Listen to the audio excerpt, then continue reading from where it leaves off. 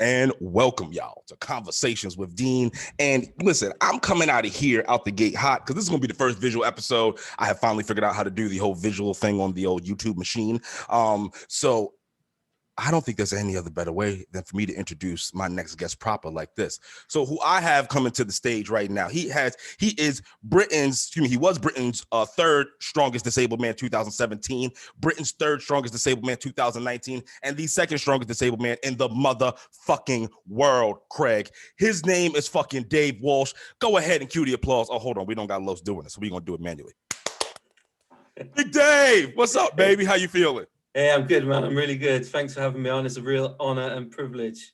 Oh, shit. Hell, listen, the privilege and honor is all mine, and I appreciate you for coming on over here to Black of the Berry Conversations with Dean. But unfortunately, we got to pay some bills. Not unfortunately, fortunately, you got to pay some bills. You know what I'm saying? So, yeah. Now, coming out the gate hot, I want to let everyone know that we have just come on with a new partnership, a new sponsor. And listen here, my Black and brown people. Motherfucker, I know we want to get our taxes done, our finances done by someone who looks like us, who understands what the fuck we talking about when we going in there. The pandemic came and it changed the whole landscape of how you operated. Let's say that you owned your own business. Maybe your business went under. Now you had to maybe try to go on unemployment. If you were just working, now you had to transition to unemployment. Or maybe you were fine during this pandemic, got your W-9s, and you looking to live your good life. You just want to go ahead and get that paper.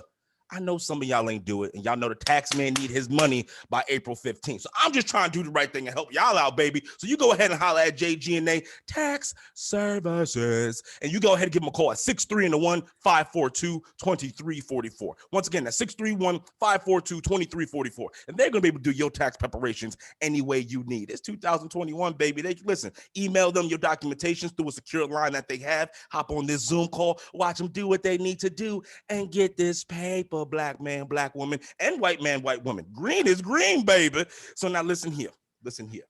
Now I know once you get your taxes, you're going to need something to spend it on. You want to get yourself right. There's only one other way to get yourself right, and you got to go holler at the homie Big Lies. Go holler at him, Big Lies, WSM, over there on the Instagram machine, and Lies are going to be able to help you out in a few different ways. So someone like me who, my job causes me to lift heavy things at times, I told the Lies, we made a workout program. I'm able to go to work, do what I got to do, be healthy, safe, and I look fucking good, down 20 pounds. Thank you to the big homie. But let's say you out here competing. Let's say you want to get into a little competition, baby. Okay. You want to test your metal? Go holler at the homie. He can make sure you getting right for powerlifting, make sure you getting right for bodybuilding. Obviously, he gonna make sure you getting right for the strongman, and make sure he can do anything you want. And then if you ask, you may be sitting there like, well, who the hell is Big Lies? Well, let me school you, young sir. Let me school you. He's one of the strongest men walking this fucking earth, and that cannot be disputed. My man has been Britain's strongest man. He's been UK's strongest man. He's won the World Ultimate Strongman, and he's been to the World Strongman challenges 11 times. 11 fucking times. So don't ask me who the hell's Big Lies. Ask yourself why the fuck you don't know who the hell he is. And as we wrap it up, we got one last bill to pay. One last bill to pay, baby. For all my 420 people. All y'all who love the reefers. Mm-hmm. There's only one way that you got to do it, baby. Rep your set. I know y'all looking like, oh, that's a fleece shirt, Dean. I know. My cousin made it. He got a whole business called Stone of Life Clothing, 42710. You go holler at him on the Instagram machine. Not only does he have these out of order shirts, but he's got the Jack Hera. He's got the Munchie Man who speaks to my soul. He's got stickers. He got pins. And guess what? He even does personalized orders for all of us in the gang. So y'all go ahead and y'all go holler at them. And no matter if you're hollering at JG&A Tax Services, if you're hollering at Big Lies, or if you're going to holler at Stone of Life Clothing, 42710 LLC, you got to make sure you do one thing only. Use the At the Berry Game 1 code. They're going to look out for you. You're welcome. Now that the bills have been paid, Big Dave. Hey man, can I just get in there and say, Big Laws, I know Big Laws. Yes. He is a big fucking monster, but once you talk to him, he is the nicest dude you'll ever meet. He is the nicest strongman ever. Big Lies is so fucking gracious. So I started working with Big Lies maybe 2 or 3 months into the pandemic. I had got a new job change, which was perfect for me. But but I needed to make sure I was more physically fit, and then I just wasn't happy with what I was looking like. I hollered out loud. I said, listen, this is what I used to be. This is what I want to be now. And he was like, yeah, no. We got you, mate. We got you, bruv. And then he did that. And then not only that, then I was like, yo, I do this podcast. Would you mind coming on it? And he was like, oh, yeah, sure. He came on the podcast. And then let's take it a step further to talk about how fucking gracious this big bear is. This motherfucker then, like we were just talking about, I was just talking to him about people I would want to get on. And then he just goes, oh, I'm actually really close with Andrea Thompson. I can reach out to her for you because we want it, because I'm a fanboy, Andrea. Let me tell you something. Andrea Thompson is a fucking incredible queen. I bow down to you, Andrea. I bow down to you, girl. Yes. So then he hooks us up with Andrea. Big Laz is the fucking homie. That's why I always make sure that people like, listen, go ahead and go holler at him. He's gonna get you right. Like, I'm down 20 pounds, and y'all know Dean's diet is horrendous. I just got the diet game right. Like, you know what I'm saying? This is really a testament to Big Laz's program, okay? Yeah. Big Laz at DDP. I know so many people that he programs for in the strongman world, and you know what? They're hitting big numbers. They're going places because of Big Laz. And you know what? I've heard a rumor: if you send Laz an email straight away, your PBs go up by like 10 kilos. Can I tell you something? Listen, it goes up by 20. Let me tell you what Big Laz did. Because at the beginning, I barely had any kind of weights in here. Finally was able to, like, you know, get the order in the weights because of the pandemic. But we working on baby weights. And slowing every level, every time I would get more weight, it would, like right now I got 305 in the crib. I'm repping 305 out on everything. Like almost, like obviously nothing, no overhead press. I'm talking about anything dealing with legs, the bench, the incline, the decline. 305 is easy money. And then Big Laz is like, well, you know, listen, mate, let me know when you get some more. We're going to up it up again. So he's a savage. It's kind of like, you know, training, like, you know, it's like when you go train with Big Laz, it's like in the Dragon Ball Z universe when you train with Wiz. You know what I mean? He just going to treat you right, baby. Yes, he's great. Here you go. You want this? So now listen here. Now, love the homie Big Laz, love all of them, but we got to put the spotlight on you, Big Dave. This is all you. This is the sitting motherfucking bull out here. So let's talk about who you are for a second with the people, because I definitely want to talk about your journey, because even before you had the diagnosis of the MS, you lived one hell of a fucking life that would have been interview worthy anyway. You know what I mean? So, but I definitely, let's talk about it. So, because I know people heard, okay, we have the second strongest disabled man in the world, and I want to let people know that you were diagnosed with MS, and you were diagnosed with MS in 2014. Am I correct? Yeah, that's correct. Yeah. And then the type of MS you have progressive. Like, what is a progress? What's the correct terminology for it? Yeah, so I have secondary progressive MS. So there's three stages basically. There's relapse remitting MS, where you know your symptoms come and go. You might not have symptoms for like 20 years, but then you might have a symptom. It could be anything. But secondary progressive is what I've got, and I've got some permanent scars basically on my spine and on my brain because of previous attacks of MS. But you usually do relapse remitting, then you get upgraded to secondary progressive. But there is some cases where, you know, you go straight in at the deep end with primary progressive, where, you know, you'll never get better from your symptoms. It's always just going to get worse. So they're the first three stages. Oh, they're the only three stages, I mean, of MS. So you got diagnosed with this in 2014. But for let people know, you were training for Britain Strongman Natural. Here you go. Yeah. So I was training, I was competing. I was at the time I was training for Bristol's Strongest Man, which, you know, I felt I was in the best shape of my life. Strongman wise, I mean, not for running or anything. Wouldn't be able to run 20 meters. The running thing is, you know, we can leave that alone. That's just the devil. I've done the running in the past. That's cool. But no, I felt I was stronger than I've ever been before, and I felt great. So I was so confused about how I was getting diagnosed with this disability when I could, you know, pick up cars and bloody throw Atlas zones around and stuff like that. I was like, what are you talking about, me? And this is and then too now, and then this is something that ran in your family because your aunt had it and your uncle had it. So my uncle has it, and my Excuse me, grandmother excuse had me, it. excuse me. Grandmother. Okay, Yeah, I'm sorry. I'm sorry. yeah, that's cool. But yeah. So my grandmother had it, but to me, my grandmother was always old. She was always an old lady. So to Right. see my grandmother with a walking stick was normal. To see my grandmother in a wheelchair was normal. And then by the time I was of an age where I was too cool for family gatherings and shit. I You're was at too that cool. age, of Yeah, course. yeah. I was like chasing tail instead. So I didn't really see. As you should have. As Yeah, you should have. yeah. It wasn't very successful, but I tried. Listen, hey, listen, adversity builds strength. And you you know what I mean? Yeah, that's it. I've been married 14 years now, so Oh, it's we're gonna come get all right into sometime. oh yes, and then we're gonna get into just how wonderful, strong, empowering that Mrs. Walsh is. You know what I mean? Because definitely Yeah. there's like we got some notes. We're definitely gonna get to Mrs. Walsh because she's definitely because I feel as if she's definitely like what they said, behind every strong man there's gonna be a stronger woman behind him. Yeah, and literally pushing me in my wheelchair. I love your comedy too. I love how you're just so like, yo, you're the fucking man. You're the fucking man. Right, if But there's yeah, a so better wheelchair, I will make it. Yeah, so I was too cool to see my uncle and stuff, so I didn't really know how he was progressing in his illness. So to me, I didn't really know what MS was, which now as a man with MS, I feel so ashamed that my uncle was going through all this, and I didn't even take the time to sit down and read a pamphlet about what this MS was. And right. I know my cousin, who is his daughter, will she's going through what my kids are going through, so she'll know all about it. And she was an only child, so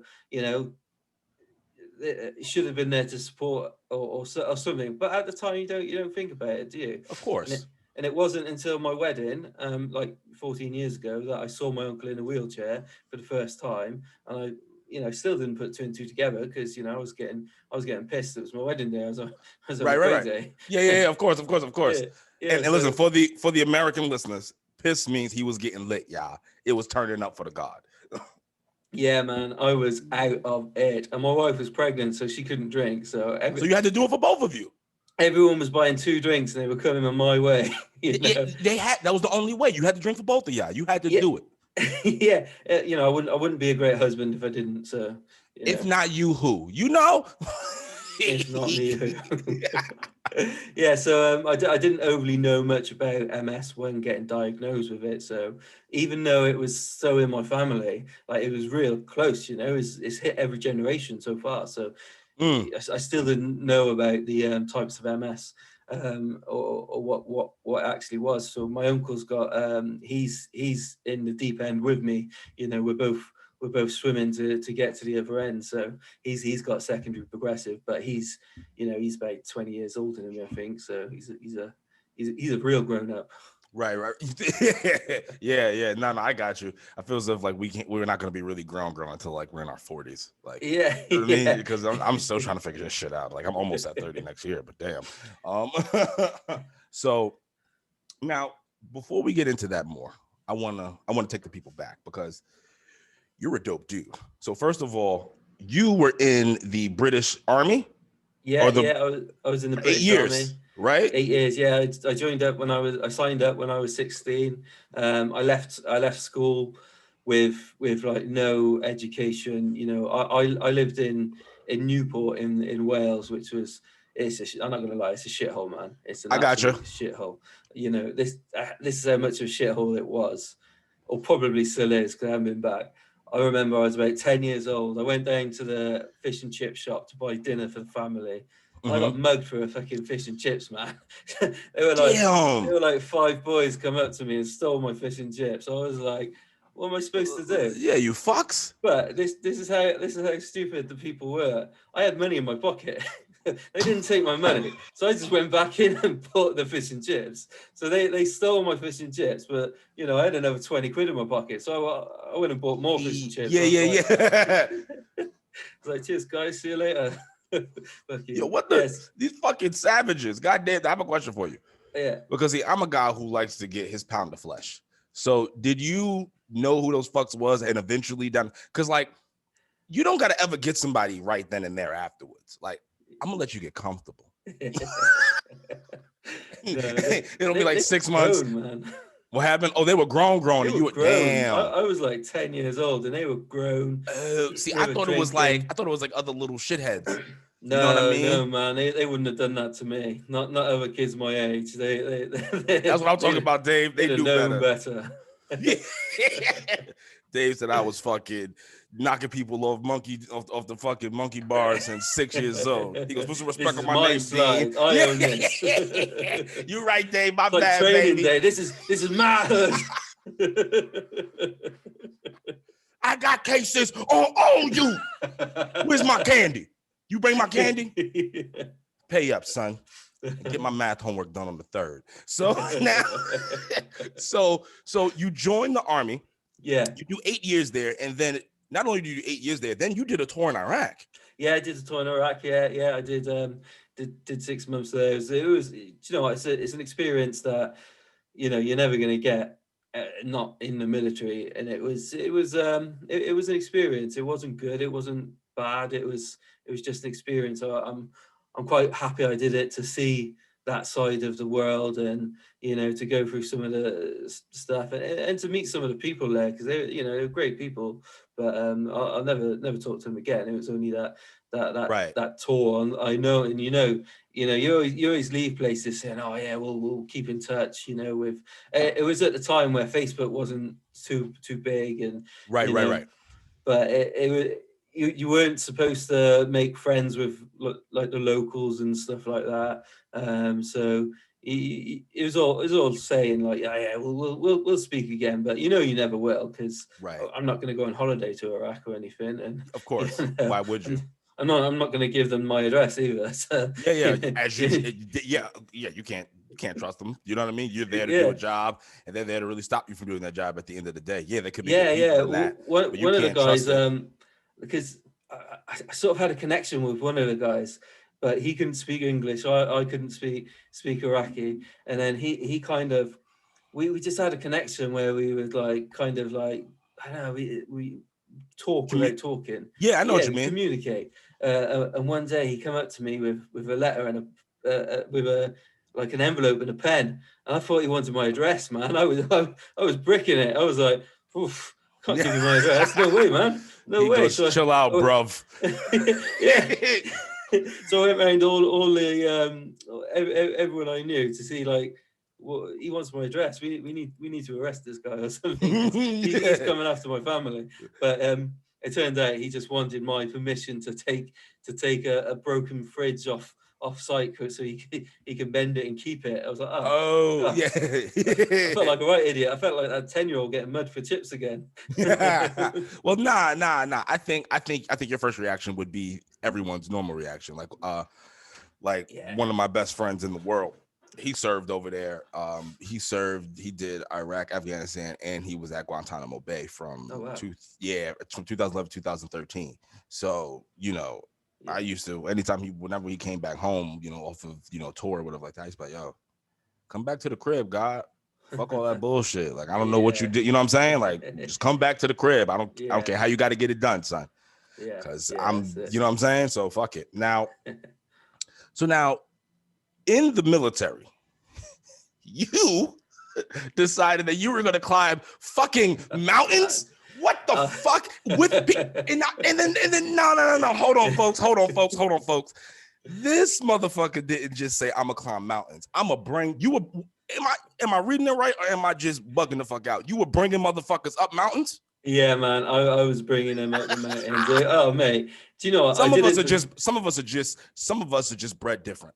What it was is that I was on guard or something. I was working, and our boss, the sergeant major, come in, and he said, "Oh, who wants to go adventure training next week?" And adventure training, when you're in the army, you get to do a range of things. You get to go mountain biking, you get to go canoeing, kayaking, rock climbing, everything, and you do it for free, and you get pissed while you do it all the time. So I was straight. I was like, yeah, I'm coming.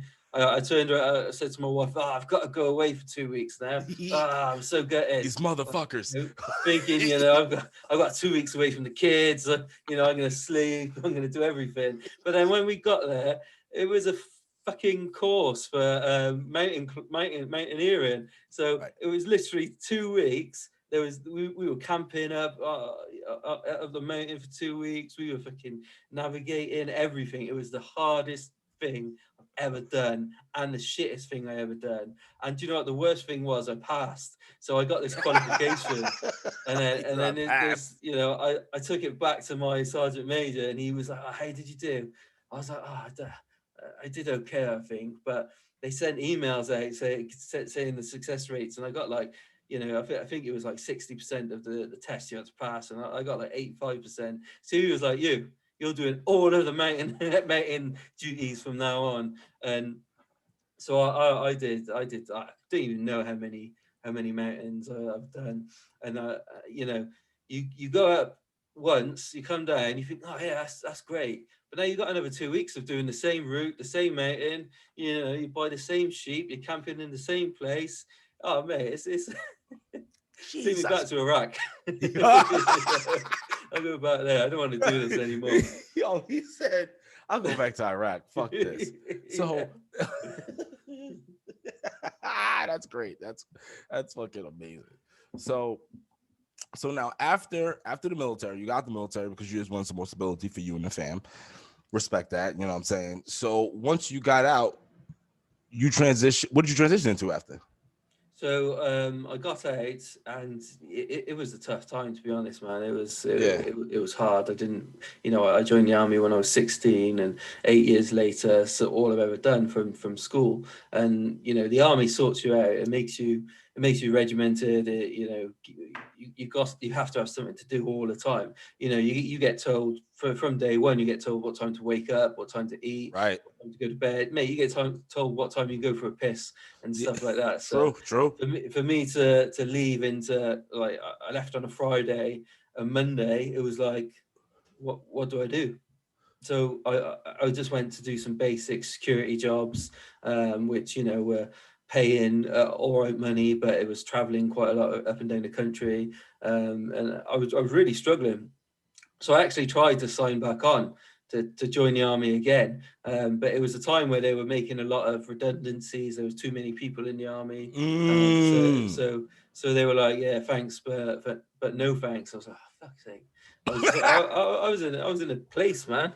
My wife was she was starting college, so she wanted, the main reason I got out is because she wanted to go to university to be a nurse, and which she's done. Great, well done. So shout out. Yeah. So I just did security jobs while she was in university, because the money was all right. The money was good. And then I could do, so I worked 2 jobs for quite a while. I worked security in the day, and I was a bouncer, a nightclub doorman Yep. nighttime. So I was doing maybe about 90 hours a week, man. So it was a lot of work. And then on top of that, I was trying to train strongman, and and then you got a family, and well, the family were back there, so I was doing strongman first. Right. I fucking love it, Dave. You're the man. But no, it was a tough time transitioning out, and because I went to a place where I am now. I didn't really know many people. All my friends were still in the army at this point, but it's again that thing that you say you're going to see someone again, but you don't. You're not going to. You're never going to speak. Right. So I didn't really have a lot going on. So yeah, that was really tough. I got you. So you go out of that, and now you then, like, you're competing in strongman. Now you're gearing up, getting ready to go for it. And this was your first competition you're gearing up for, correct? In 2012 was my first competition. Yeah. Okay. And then it was Swindon's strongest novice. So I started training, and I loved it from the start. So I was there. After this competition, I was hooked. I would do anything for strongman. Yeah, I would do anything to compete. So you're keeping it going. Now we get to 2014. You get that diagnosis. Now, when you get the diagnosis of MS, I know we kind of jumped right on into it, because to me that was like listening to it. I heard you on.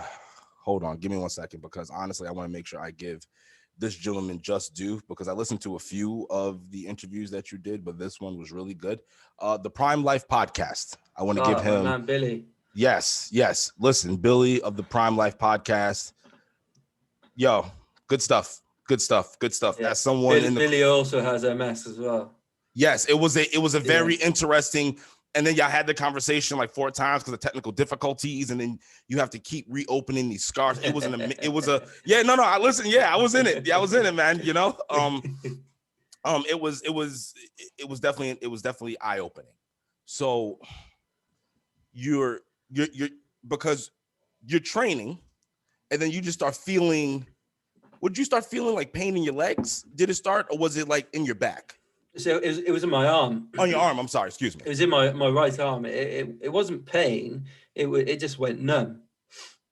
So I thought I trapped a nerve in my neck, because the symptom or a side effect of trapping a nerve is, that nerve's going to stop sensation going down. So I thought it's just gonna come out over time, or if it's still here in a couple of weeks, I'll go see someone to try and pull it out. But also, I was a bouncer at the time, and all my friends were bouncers, and we thought it was quite funny. So, they were punching me in the arm, and I couldn't feel a thing. So we just thought it was real hilarious. Dude shit. Yeah. Just being a dude. Shit, throw darts at it or whatever. Yeah. But it escalated from my right arm. It started going down my body, and then it was on my legs, and then eventually it was in my face. It was everywhere. I was just numb. And again, it was kind of a bit funny, but a little bit serious. And my wife was like, "Dave, you need to sort yourself out, mate. You need to go to the doctor. See what's going on. See what it's hitting for." Yeah. So I phoned the doctor. This was probably about a month after my arm went numb, so I left it for quite a while. And if it wasn't for my wife, I probably still wouldn't have called the doctor. I'd probably still be like, "Oh, don't know what's wrong with me." It's all funny. Look, I can't walk, everybody. Something like that. But I'd just dude shit. dude shit. Just dude shit. I called the doctor, and straight away he was like, do you think you're having a stroke? I was like, I hope not, because a month-long stroke is a pretty big stroke, man. I was like, I really hope not. It's a pretty big stroke. Yeah.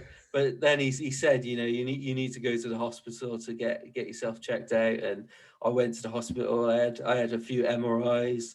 And for me, it was quite hard because, I'm a big guy, and to fit in this tiny hole, we've all seen movies where we think that's not going to go in there. And, I was that object. You were the object going in there. I was the object. So I was squeezed up like this. Right. I was in there for 45 minutes. I still don't have a clue what was going on at this point, because they do the tests before they tell you anything.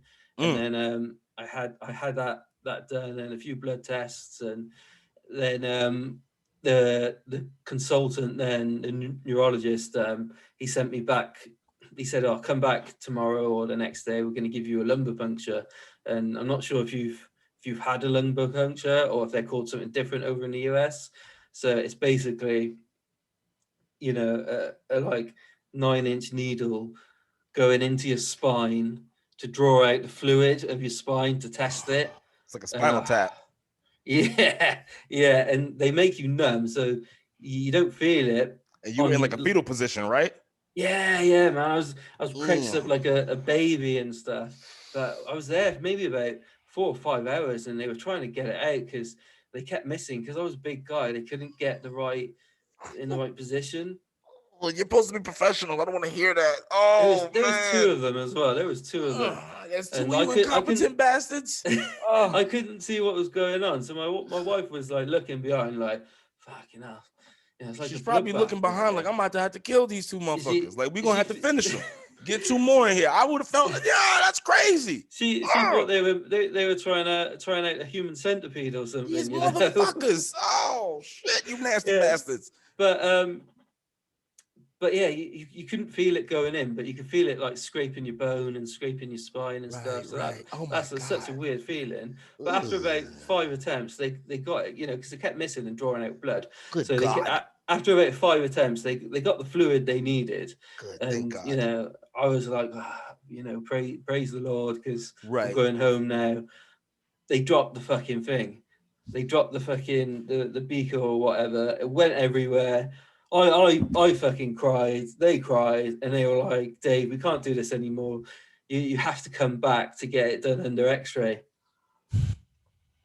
So I was like, "Thanks, mate. Thanks a lot. Really appreciate that. Had a great day." If malpractice had a definition in the book, good God, they're lucky that you didn't fucking like. Okay, not for nothing. Let's just take a second on this, because I'm fucking baffled and disgusted that you can't make those mistakes, people. Listen, because I have people who listen because they're in the medical professional, you know, medical profession. A lot of my friends, you know, went to college, they went off to med school. Listen here, you fucks. If I ever hear one of you motherfuckers is out here doing that shit, I'm slapping the shit out of you personally, and I'm posting it on YouTube. That's a fucking promise. Good God. You can understand mistakes happen, but that many mistakes in that one short amount of time, and if they'd have taken it and they wouldn't have dropped it, you know, thanks, that's good enough. But do you know what the worst thing is? Talk about it. They booked me in for another appointment to get it done under X-ray, so they could see exactly where they're going, which is, you know, they should have done that from the start. I didn't know why they didn't. So, but between that lumbar puncture and that lumbar puncture appointment, I had an appointment with a neurologist, a different neurologist. Right. In like the middle. So I went to this neurology appointment, not knowing what's going on, and he was like, you know, at this time I figured out my uncle's got MS, so it's probably going to be similar to something like that. And I said to him, my uncle's got MS and my grandmother had MS. He said, yeah, this is MS. You've got MS. And I was like, do I need to go to that lumbar puncture then? He said, no, you should never have needed to go to a lumbar puncture, because you told the first doctor that your uncle's got MS.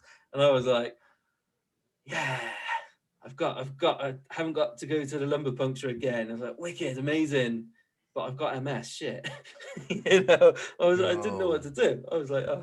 Let me tell you something. Any lawyers, because I got friends who are lawyers. Yo, any lawyers, if y'all trying to make a name for yourself, go holler at Dave and see if you can get some malpractice shit popping in the UK, because that is gross and disgusting. You know what I mean? Yeah, it's a joke. I'm joking, people. I know Dave ain't trying to come at nobody, whatever like that. But y'all know Dean is an asshole, and that's really, I want, like, you that firm, wherever you went, Dave, they shouldn't be practicing anymore. That is disgusting. Oh my God. I hope that they've changed their ways, but come on, y'all. Do you know what though? Speaking, because you know I'm part of a few social groups with people with MS, right? Who get newly diagnosed, and I've not heard a worse story than mine. So you know, I'm quite comfortable that. I got you. I got you. But that's still. But you know what? That is still. Yeah. It's like, listen. I understand. I personally, I have something with incompetence. I really do. I don't like it. But then in certain jobs, I understand it. Like, you know, if I'm dealing with somebody that's at, like, you know, in like just a regular low level customer service job, I get it. I understand. Yeah.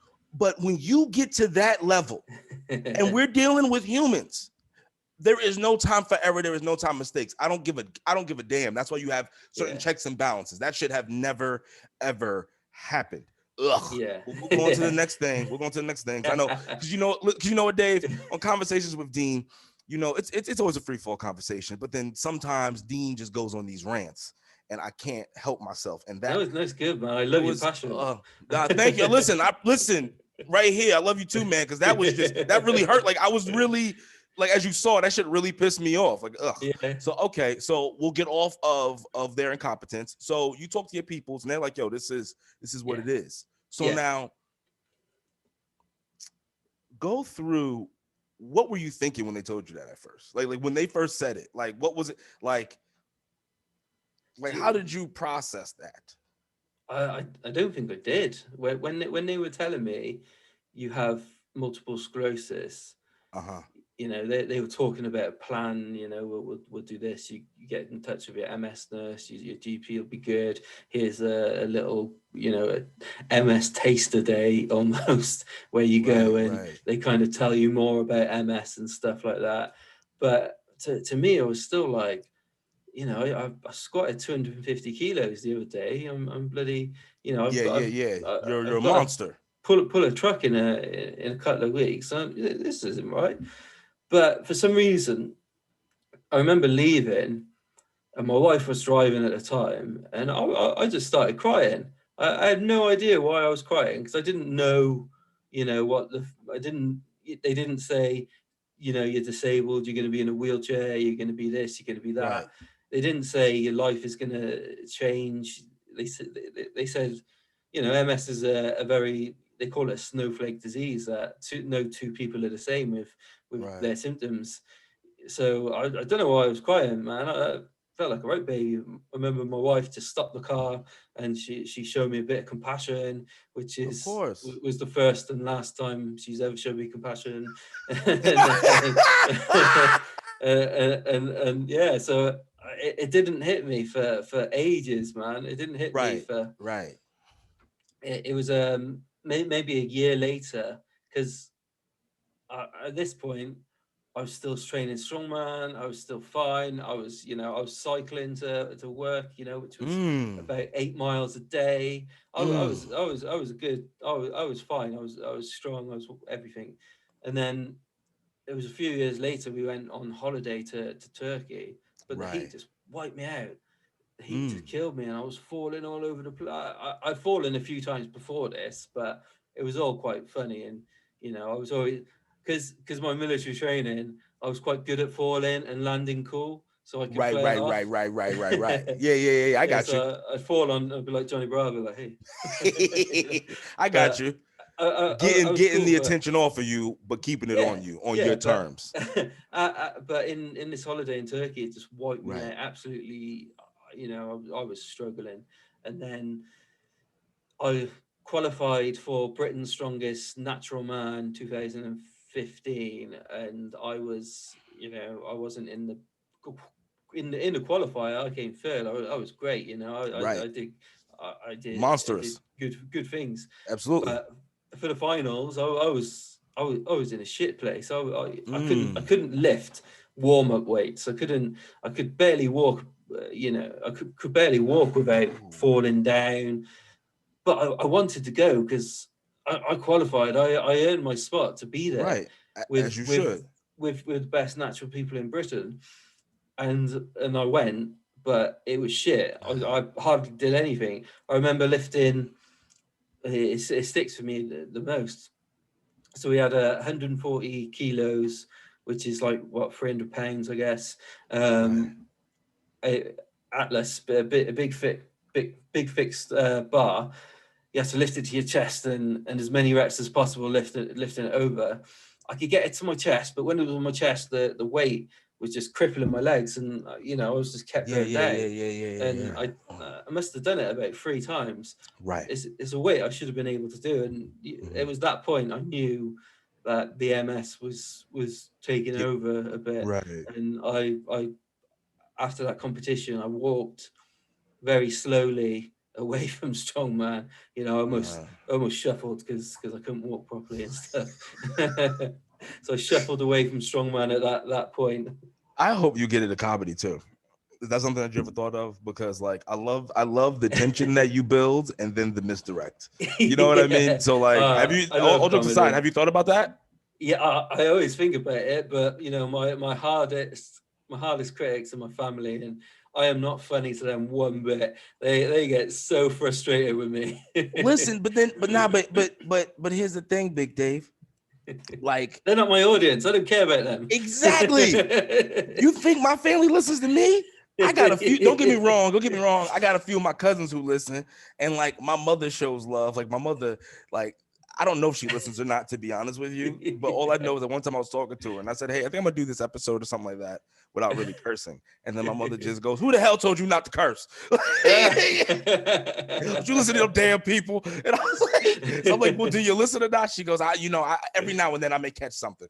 So, but no, they don't listen to me. I'm just, you know what I mean? But there happens to be some people out there. I think that it'd be interested. Here you go. My wife refused to like my pages, my sitting bull pages. And she's like, I'm like, why wouldn't you show me support? She was like, I cook for you, I clean for you, I do all this, I show you support. I don't want to see your pages, I see your face too much. I wake up and your face is there. Why am I going to want to turn around and look on Facebook and your face be there as well? I can't get away from you. Oh, yo, son, your house sounds so gangster. I love it. I just love it. It sounds like it's a good time though. It sounds like everyone in this house is out to get me. on. I don't know if you noticed my nice One Direction cup.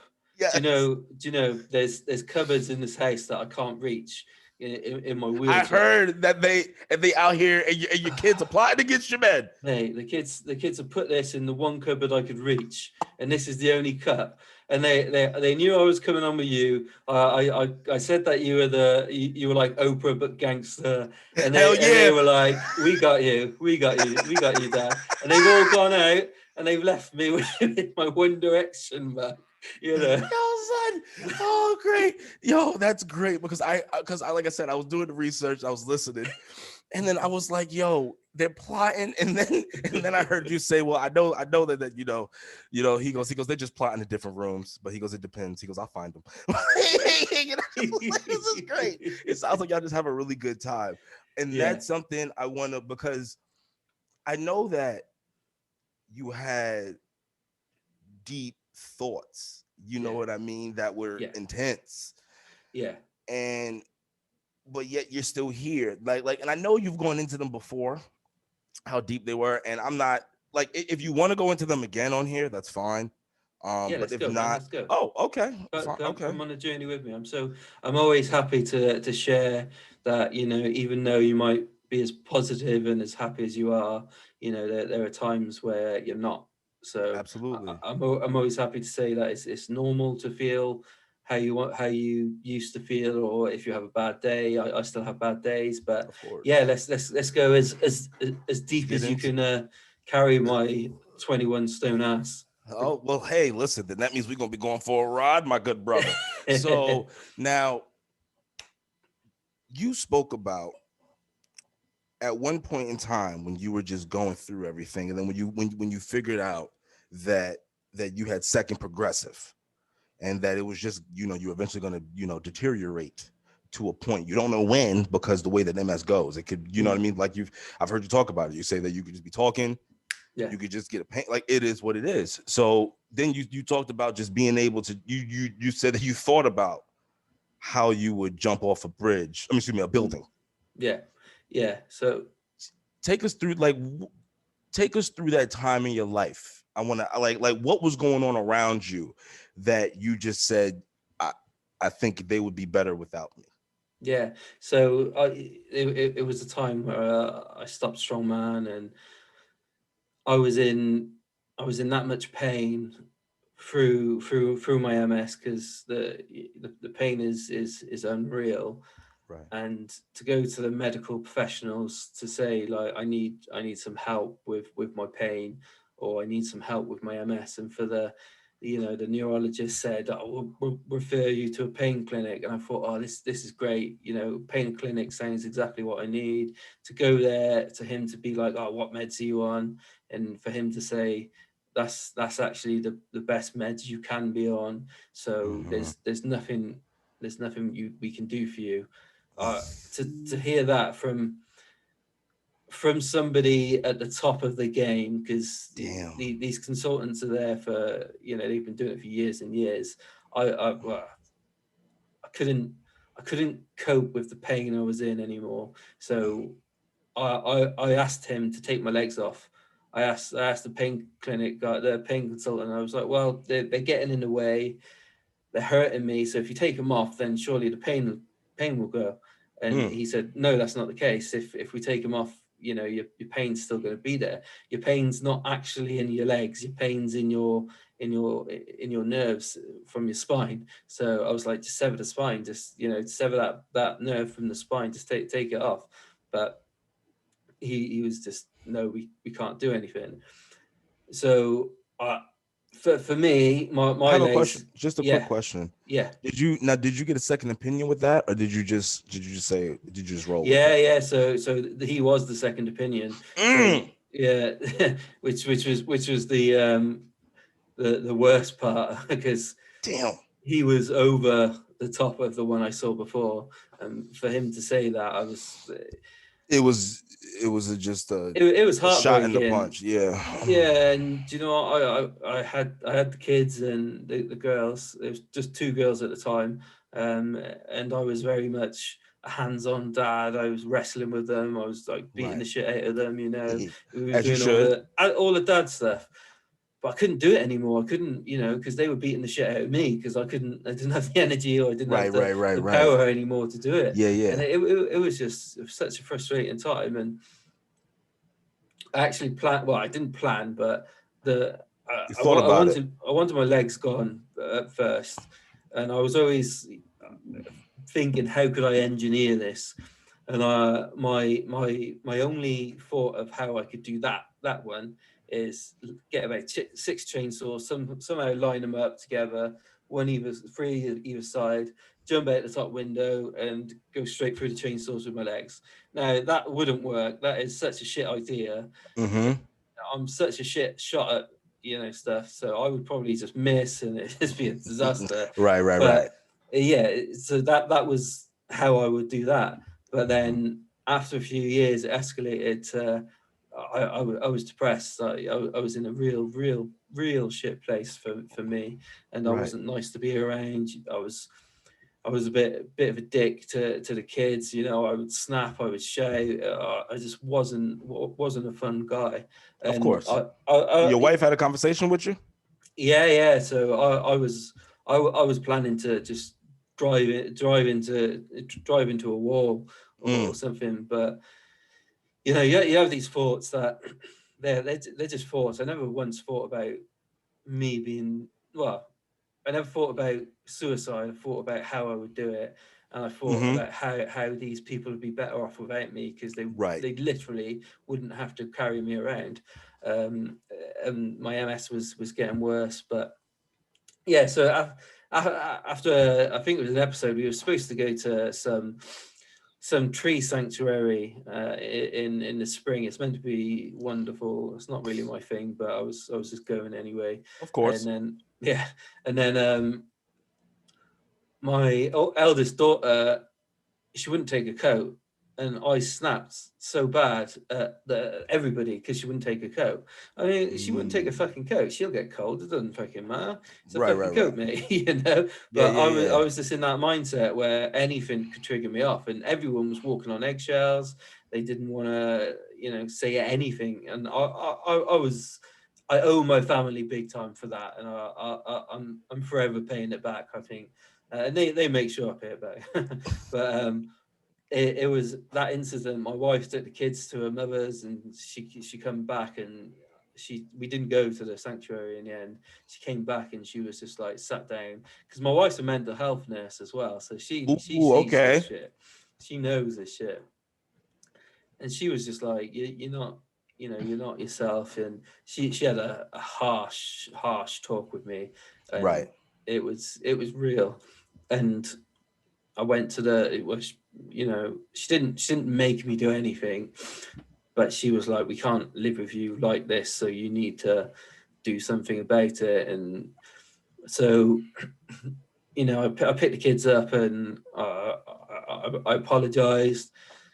They cried, I cried, the radio had Adele on, Of so she was course. probably crying, everybody was crying. And then a few days later, I went to my general practitioner, that my doctor, and just had to speak with him, and he prescribed me some antidepressant pills, and I've been on them ever since, to be honest. And Right. there are times where I want to come off them, and I do try to come off them, Mm-hmm. and then I don't tell people when I do it. So my medication could go up or down depending on how I'm feeling. And then my wife knows when I'm off them. She's like, you back off them, start taking me again, you dickhead. I got you. Okay, you And know. you're like, fine, you caught me. I'm like, I thought I'd be ready. She was like, you're never going to be ready. I was like, oh, okay, that's fine. He's like, thanks for loving me, I guess. Oh man, your wife is the shits. I'm gonna listen. I don't know if she does interviews, but I would love to have both of you on together. Yeah. That would because you know what? It's just. And what I meant earlier is, like I said, we're gonna now it's time to give Mrs. Walsh her flowers. Now, Mrs. Walsh her flowers. Now, you know what I mean? we over here at Black and the Berry, we definitely believe in that. Like, you give people their flowers while they can receive them and understand it. And I don't know her, but I love her. You know what I mean? I'm just like, I love her personality. I'm just like, there's a lot of people who say, like, when you take your vows, it's death do us part. Yeah. And then for a lot of people, that's just really face value. They don't understand what that means. But I can tell just from the way you spoke about her, you speak about her now, how you spoke about her in the past, that is a true core in y'all relationship. And I just love how she's just there for you in so many different facets. Like, not only because I think a lot of people, when someone in your family or someone you know or love goes through something, or they're going through an illness, or they have a life-changing, diagnosis, people start treating them differently. Yeah. And it sounds to me that Mrs. Walsh can give two fucks about your feelings. And I think people need that at times, especially like when everyone is just trying to always be so. I may be speaking out of turn for you per se, because I don't know if people were treating you dainty and things like that. But like, I feel as if you have to treat, like, within reason, but treat them how you always treated them. Obviously, don't be a dick about it, but like, like, don't fucking just always be like, oh, you sure? Like, no, like, if the motherfucker say he good, all right, he good. The same way you would beforehand. Yeah, I mean? And so many people do pussyfoot around me, and they're kind of like, well, I will get this for you, we'll get that for you. But then my wife comes in, she's like, get yourself, he doesn't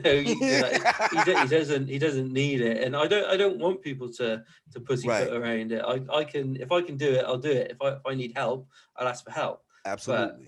But I'll just treat me now as you would treat me 10 years ago.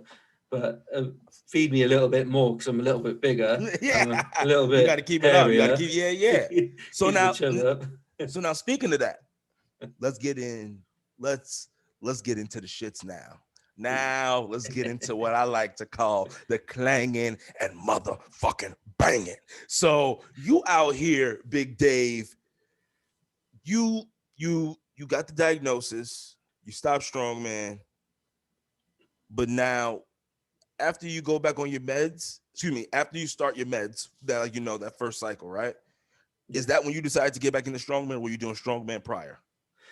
So no, I was training in the gym, but I wasn't training for a sport. I wasn't. It was kind of for me, unless you're training for something, it's kind of hard. For me, that's it. I like to train for something, so I've always got an end goal in sight. So it was after the meds, and then I started Googling disabled strongman and that, or disabled sports. Actually, I was going to give anything and everything a go, because I just wanted to get back on a competition field. Absolutely. And then I come across this guy, Mark Smith, who he is a amputee. He was in the army like me, but he got shot, and then he started he left the army. I had to leave the army because he had one leg, and of course be in the army with one leg. And then he started bodybuilding, and he was actually on stage with at the Olympia with Phil Heath, and he did great things in the sport. And then he left bodybuilding to go into strongman, and I saw some of his videos online, and I messaged him saying that, got a bit of a crush on you here, mate. Right. Got the man crush going. Yeah, and he messaged back, and we're great friends now, which is, at that time he was my idol. I looked up to him. and because of that guy, I started doing disabled strongman again. And not only was I doing disabled strongman, I was doing strongman that I was adapting what able-bodied strongman would do to what I could do. So I was doing the best of both, really. I was doing the disabled and I was adapting actual strongman, and I actually come up with some lifts like the Atlas stone seated. So you sat down with the big Atlas stone and you lift it to your shoulder. So they do it in able-bodied strongman. They call it stone to shoulder. Yeah. I was just doing it sat down, and then people were like, "Oh, you can't do that." Disabled people, they were like, "We can't do that. That's no good." But after everyone tried it, they were like, "Yeah, this is brilliant. We're gonna roll with this as an actual event in competitions." So I think Dave out for here me changing having the the game. experience of my able-bodied to come into disabled strongman, yeah, it's great all around. Everyone's a winner because, you know, able-bodied had their time with me. Now it's disabled strongman's time with me. Everyone gets time with me, so it's all good. And in my first year of competing, I won the Southwest strongest adapted man. And I came third in Britain's strongest disabled man with losing out to, you know, that guy I just spoke about, Mark Smith, the Idol. So I was happy to Idols become rivals though, baby. You gotta love it. He was, yeah, but he's quit the sport now, so he obviously couldn't keep up with me. Yeah. He knew what it was. He saw you. Listen, he saw you come up the pipe. He was like, you know what? Let me go ahead and let Dave Walsh go ahead and get what he got to get out of his way. Yeah. Shout out to the homie Mark. Shout out. We just joking, big dog. We just joking. I don't know you. I don't want you thinking like, who the fuck is this bloke? Nah, I'm chilling, bro. I ain't got no issues. No, he's a legend of a guy. He is. He actually left to go and play football. So he plays. He's just a fucking savage. He is an animal, mate. Animal. I'm gonna go from bodybuilding to strongman. I'm gonna go play some football, and then for the American listeners, that's soccer for us. It's all right, soccer. So yeah, he plays amputee soccer. So amazing. Everyone on the pitch with one leg. I think they share getting socks. After so it. They save money on socks and stuff. They take one each, and then they'll. It absolutely incredible to watch.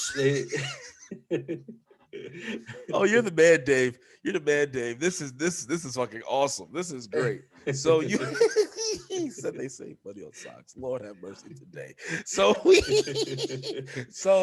all right. So now you get third, and then you take a year off, right? Just to kind of recuperate, get your mind right. And now during that, the year off. Sorry, the year off was really so I could get my head around this disability I had, because I was going through a transition from walking sticks to wheelchairs to mobility scooters. Right. So it was a progression. It was quite tough for me, and we were going out on my scooter, mobility scooter, on my wheelchair. We'd go shopping, but I wouldn't go to my town because I was always a bit embarrassed to be.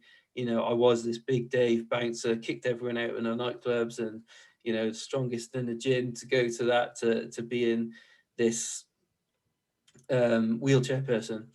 Right. So it took me I took that year off to kind of come to terms, I guess, properly with being disabled.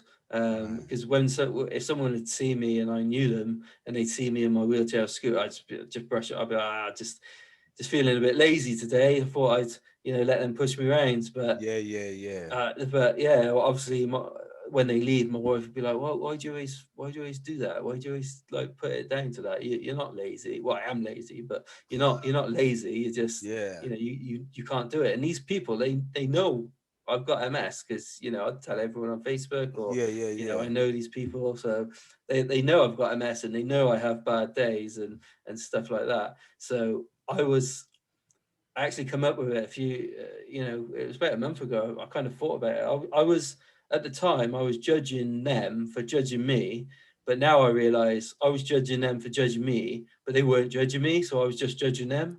Right. Yeah. No, I got you. No, I followed you perfectly. It was just you put something in your head that we all humans do, and it wasn't even like that. You know what I mean? It's all about interpretation. You see what I'm Yeah, saying? yeah, that's it. And no one. It's not that they don't care. It's just that it doesn't bother them. They don't care. Yeah, It doesn't bother them. I'm in a wheelchair or not. They'll still talk to me. They'll still absolutely. like, You're whatever. still Dave. I'm still the biggest guy in the room. So Absolutely. Still, and you're still probably the strongest motherfucker in the room. yeah, exactly. Like You know what I'm saying? when I go These to the mere gym, mortals can't do anything to you. unless you squat, then I look like a baby. Ah, yeah, but then you'll fucking throw your weight right at their neck. You'll be fine. I get the old videos up of me squatting heavy. I'm like, yeah, that's what I used to do.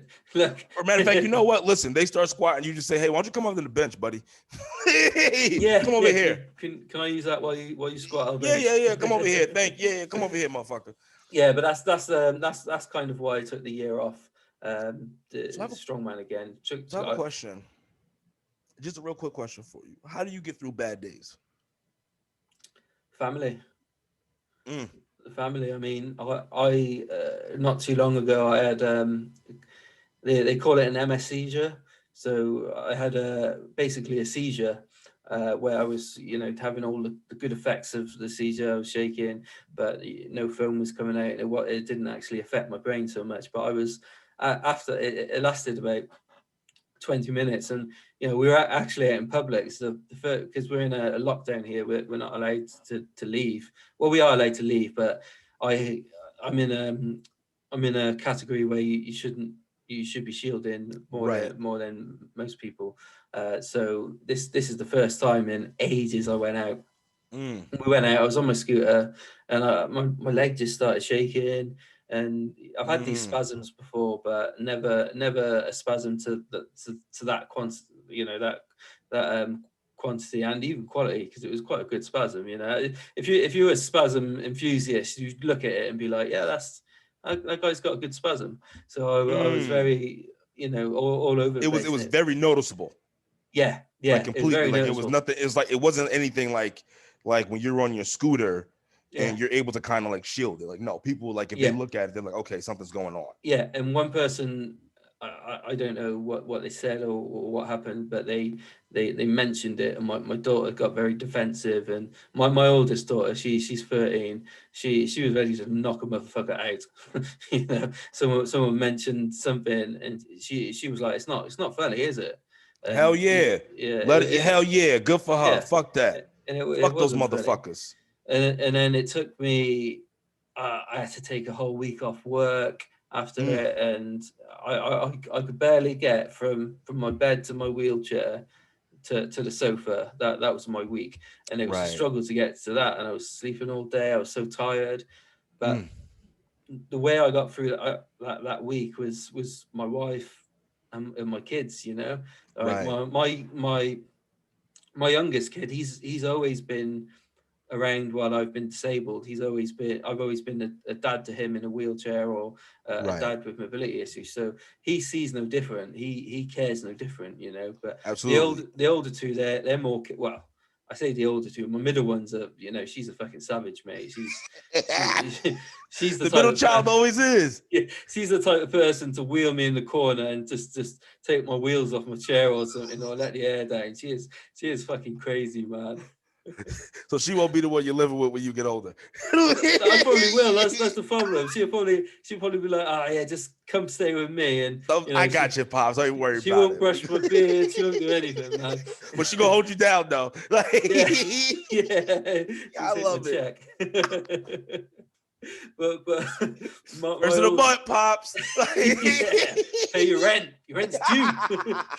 But my oldest one, she remembers like when I was the dad I used to be, like the fun loving, Right. the wrestling dad, jump on a trampoline, do whatever, and then so she's very caring, so she helps so much with me. But then we also have quite a laugh, and good connection. But like I say, the youngest one, he gives no shit. He is 3 years old. I've always been disabled.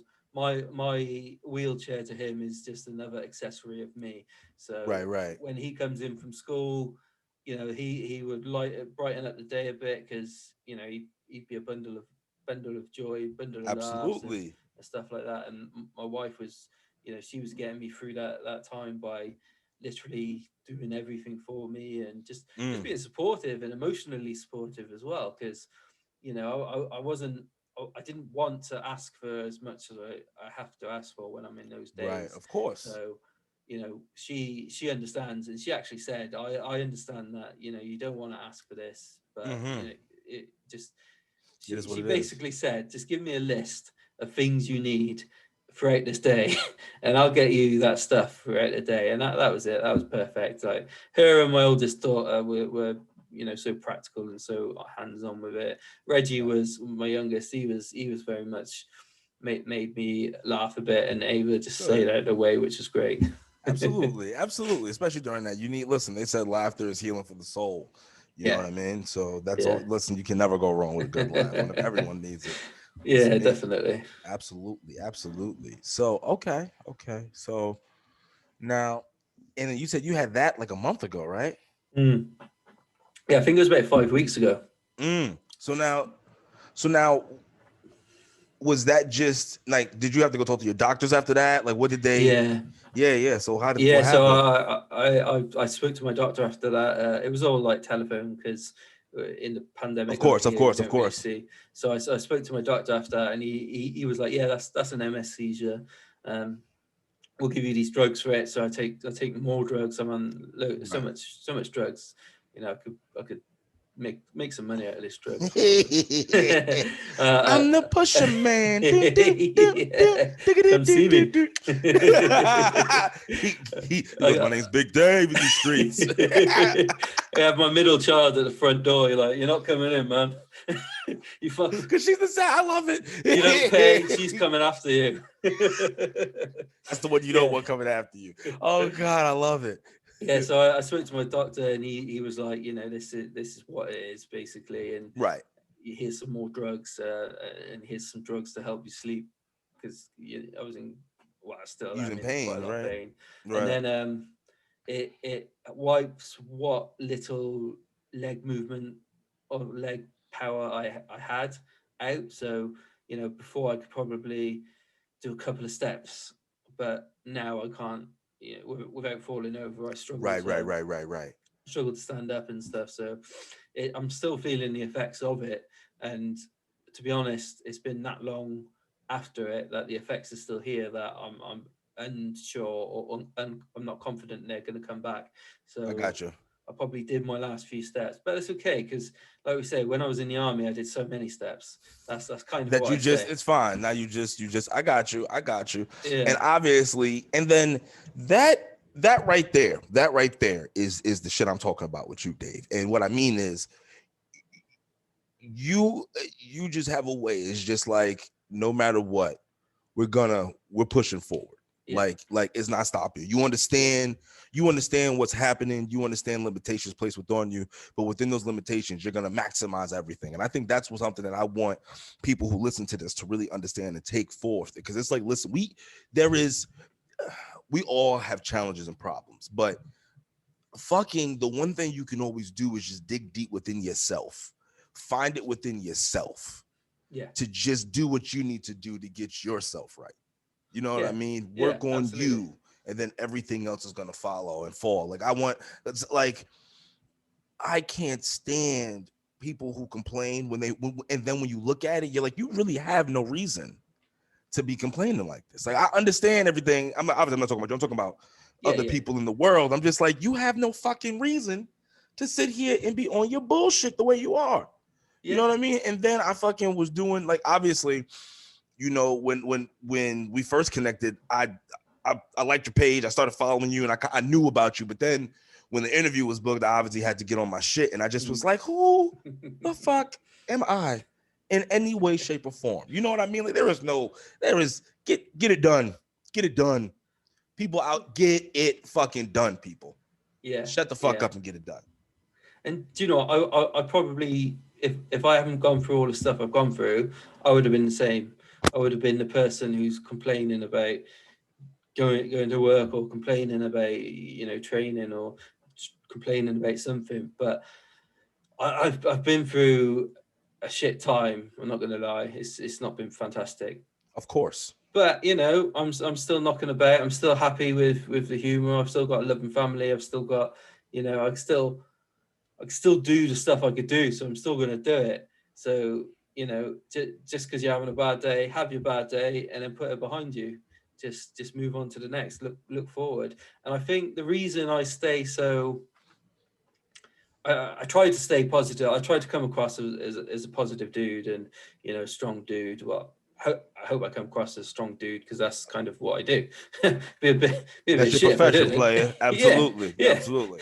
This guy Let says them he's know. second strongest disabled in the world, but he's a pussy. I don't think he is. Listen, you served your country for 8 years. Something tells me you could do what you need to do. Yeah. Let a motherfucker come over there wrong.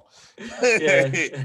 But so I try to come across so okay, because the biggest fear I have is that my disease isn't genetic, but you're more likely to get it if you're if you've got MS in your family. Right. So my biggest fear is my kids getting MS. Right. We're kind of, you know, we're kind of praying that they don't, because my wife's of Caribbean, you know, her family's from Jamaica, Mm-hmm. and you're less likely to have it if you're from Caribbean backgrounds. But I'm pretty sure that's to do with living close to the sun and not the actual blood. Yeah. You know, we're hoping that it does skip It it and carries stuff. that on. Yeah.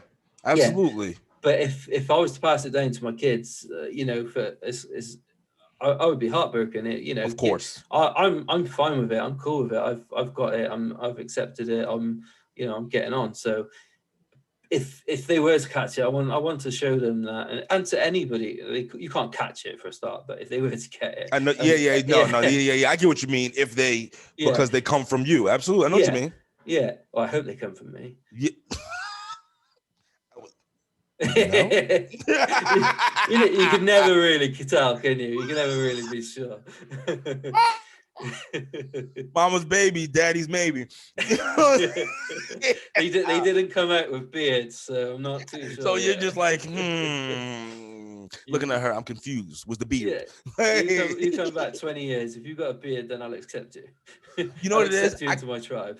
I'm not going to front. I knew what it. So I knew I didn't. So what part of the Caribbean is your wife from? Because the minute you hit me up and you said, "Yo, my people's is cooking some jerk chicken, rice, and peas," and then because I remember, because I was talking to my partner and I was like, "Yo, the interview's getting pushed up, whatever, like that." And then he was like, "Oh, what happened?" I was like, "He's about to eat some jerk chicken and rice and peas," and he was like, I was like, I said, I like it. I like it. Where's she from? She's from Kingston. Her mum is in Jamaica. Oh, nice. Yeah. Big up Jamaica. Yeah. Bullet. Big up. Respect, big man. It's a funny mix, actually, because my wife's mum is from Jamaica, you know, born, and she came over when she was later in life. But my wife's dad is actually from Poland. So nice. the crazy mix they've got on right there. You know, you've got one of the hottest and nicest places in the world compared to one of the coldest, and you know. What temperature is that? Poland? It's not that great. Listen, what temperature is your house on?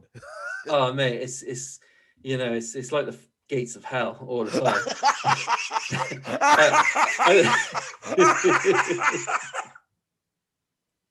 He said it's the gates of hell all the time. I don't like the heat. You got me, who sat there in a pair of shorts and nothing else, and then you got my wife next to me with the heating up full blast. She's got like pajamas on, 2 dressing gown, a hat, fucking scarves, whatever. And it's just so chilly in here. Yeah, let's turn the thermostat up. I'm like, no. That's right. No, you sit it right there.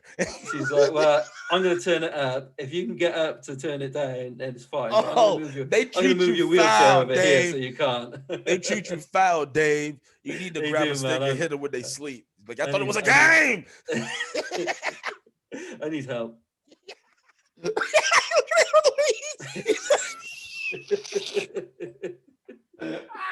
Yo, he He hit it with the I need help. Dead seriousness. We're really another quick question for you, just about your household. Does your wife speak patois? No, man, no. Okay. I just didn't, because so I'm with somebody from the Caribbean, and he's Puerto Rican, and it every now and then it's funny because when something happens that really gets him, he'll just start talking Spanish. And then it's like, don't get me wrong, I know some of it. Like, I can kind of get the gist of what he's saying, but then I'll just be like, were you talking shit about me just there? I think you were. What'd you say? And he'll be like, translate it. And just fucking walk away. So I just didn't know if you were going through the same pains and struggles that I was going through. They talk shit about me to my face, so that's okay. Oh, it's to my face. But he's just like translating. Like I said, I get the gist of it. Like, I'm like, okay, you're shitting on me, but what exactly for? yeah. When he's going through that, you need to ask Alexa to say, Alexa, translate quick. Listen, let me tell you something. A little bit. I don't fuck with Alexa. That bitch is a spy. Listen, I'm one of those crazy fucks. I'm gonna tell you right now. Listen, listen, over here in the States, as you probably know from the worldview of us, you could tell we're fucking wild and animalistic and crazy. The States is a different place. The States is the wild, wild west of the world. I love it. I wouldn't want it to be, obviously I want to change it in certain regards, but the parameters. So fuck we know our government's spying on us from the fucking Patriot Act. I just have a question for you. I'm not gonna get into politics. I just know there was something passed over there a few years ago where basically cops can go look up your internet history. Yeah. When that shit happened, like, first of all, when I found out that shit happened in the UK, I immediately said, these motherfuckers bring it over here to the States, I'm burning all hell. Like, listen, am I doing anything crazy? No, but my porn history and my porn search history is sacred. Don't you, like, I'm not, like, am I the only person who thought that? Like, you know what I mean? I was like, are they gonna be looking at motherfuckers' porn history now? Like, come on, when is enough is enough? When is it, when is my masturbation material? Why is this, it should be sacred only to me. Why do y'all have access? Why do you care? If someone wants to sit and look at my history, I'm like, yeah, fine, whatever. Just don't look at my WhatsApp history. That's all. Yeah. As long as you don't go there. My WhatsApp history is crazy. I tell my wife, if I suddenly pass one time, you need to go onto my WhatsApp and just delete all my groups. Just leave me from the groups I'm in, because you don't need to see that shit. Yeah. He goes, listen, just remember me as I am. Yeah.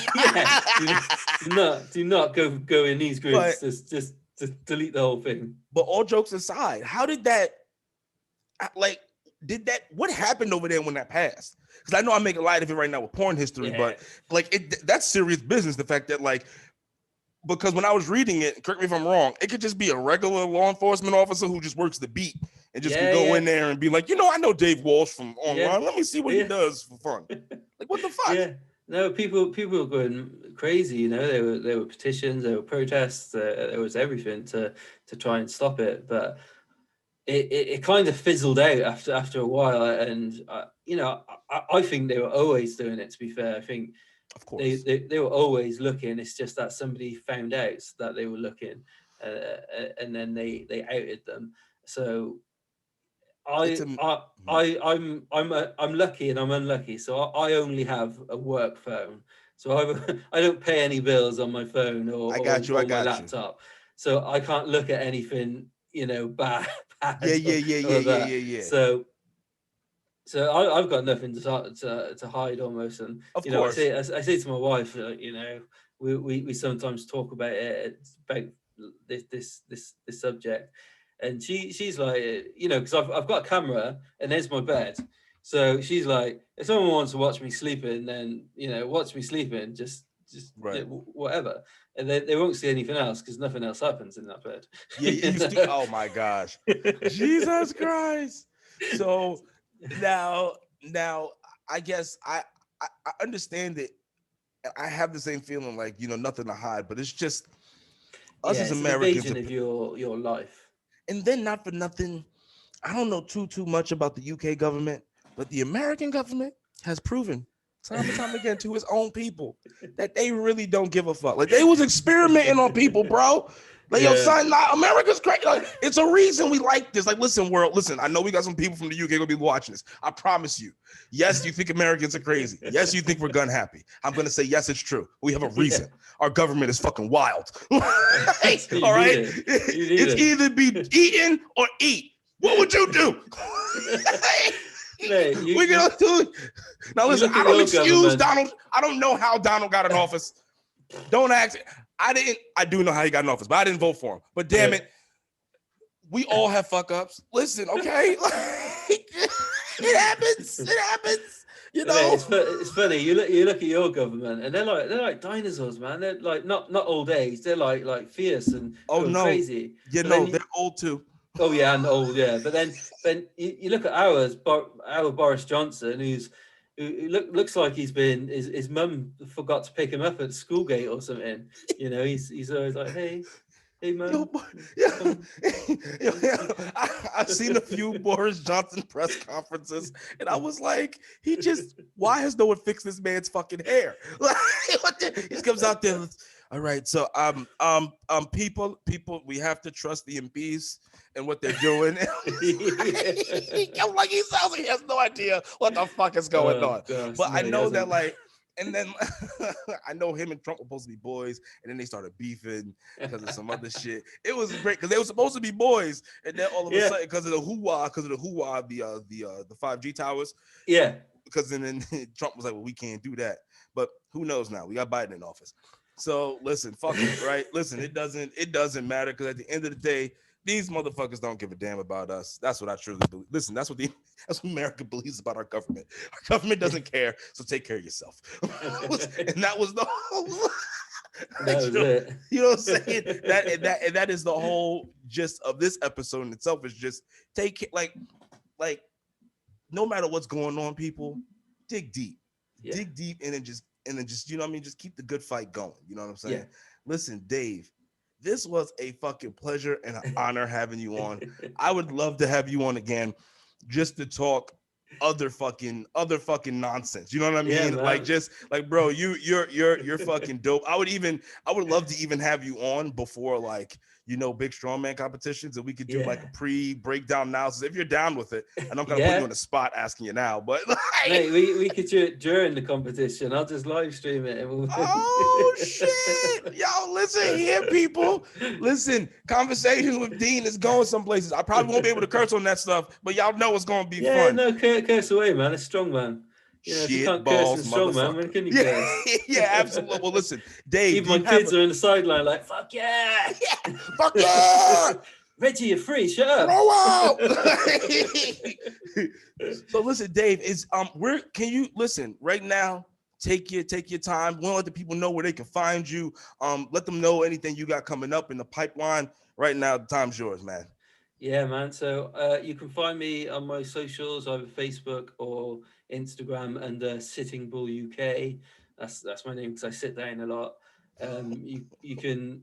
I'm also starting my own podcast coming up, which is, you know, representing. It's going to be Talking Bull, and we're talking about disabled sports. So it's going to be very nice, disabled, friendly.